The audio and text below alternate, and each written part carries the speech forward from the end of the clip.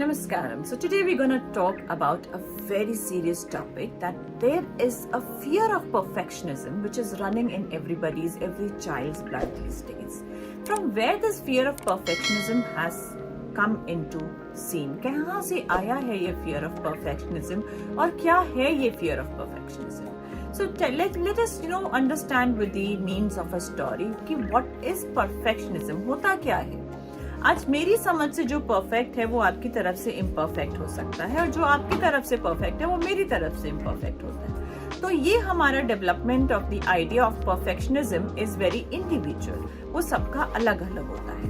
तो ये कॉन्सेप्ट बच्चे को समझाना बहुत जरूरी है कि परफेक्शनिज्म जो है कोई स्टैंडर्ड नहीं है, बट इनफैक्ट सबने जो अपनी समझ बनाई है, आज मैंने जो अपनी समझ बनाई है, वो जो मैंने अपने बचपन से चीजों को देखा है, समझा है, उसके अकॉर्डिंगली है. That is my data bank of my memory bank which is giving me the idea that this is perfect and this is imperfect. Similarly, your memory bank is giving you an idea of what is perfect and imperfect.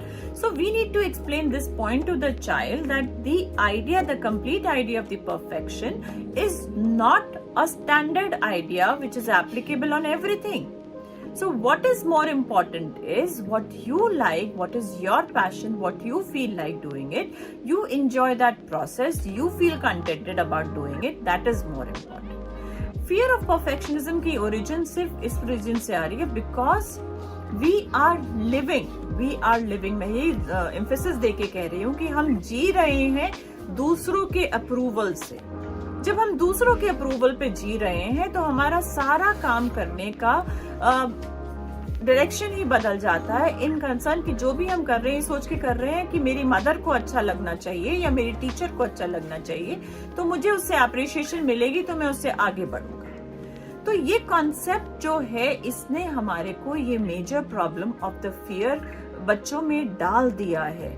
इसको we need to erase, otherwise we have whole lot of problem. We have the dissolving resilience, we have the dissolving persistence. They are not being imaginative, they are not using their critical thinking, and they are not able to even communicate in a better way. So this is having a lot of different kind of side effects, plus the anxieties and the depression disorders which are increasing every day. So this is a very red alarming situation for us, that we have to change the definition of perfectionism for our children. We need to guide them, we need to tell them that whatever you do is for yourself. अगर आपको उसको करने से खुशी मिल रही है तो आप करिए. बहुत से टाइम पे ऐसा भी होगा, आप बच्चे से बात करेंगे और उसको बोलेंगे कि आपको कैसा लग रहा है, तो वो कहेगा हाँ ठीक है. मतलब they have even stopped realising their feeling and emotions, because हरदम उनको वो होमवर्क कर रहे हैं टीचर को खुश करने के लिए, कोई और काम कर रहे हैं मदर को खुश करने के लिए, कोडिंग सीख रहे हैं फादर को खुश करने के लिए. तो मतलब वो हर किसी को अपने लिए कुछ नहीं कर रहे हैं, वो दूसरे को खुश करने के लिए खींच रहे हैं. तो इट्स माई रिक्वेस्ट, माई अर्ज, my appeal to all the parents कि इस अलार्मिंग सिचुएशन पे थोड़ा ध्यान दीजिए.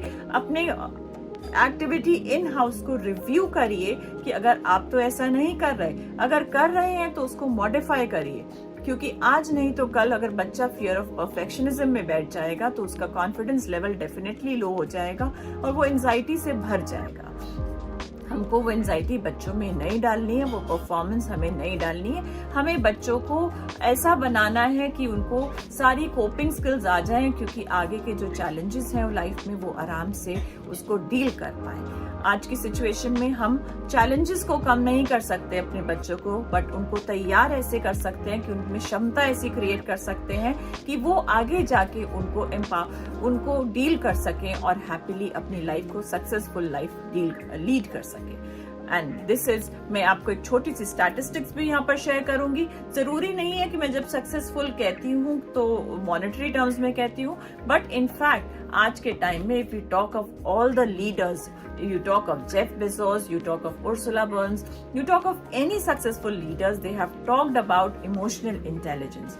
अगर आपको वो क्षमता आती है, अगर आप में वो एबिलिटी है अपने इमोशंस और फीलिंग्स को मापने की और उनको मैनेज करने की, तो आपका एकेडमिक परफॉर्मेंस तो एक आउटपुट हो जाएगा. आप अपनी परफॉर्मेंस कहीं पे भी इंक्रीज कर पाएंगे और इस fear of perfectionism से तो definitely आपकी direction turn हो जाएगी.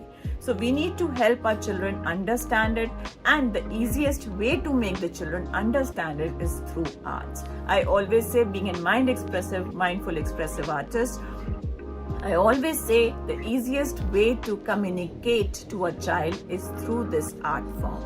We use a strategy which is called as EEA strategy, which is you experiment, you experience, and then you accept and adapt in your lifestyle. Don't go by my words. Come with me, experiment what I share with you, make it your experience, and then accept it. So if you're interested, get in connection with us, and we'll be happy to share various coping skills and the development skills for your child. Thank you so much.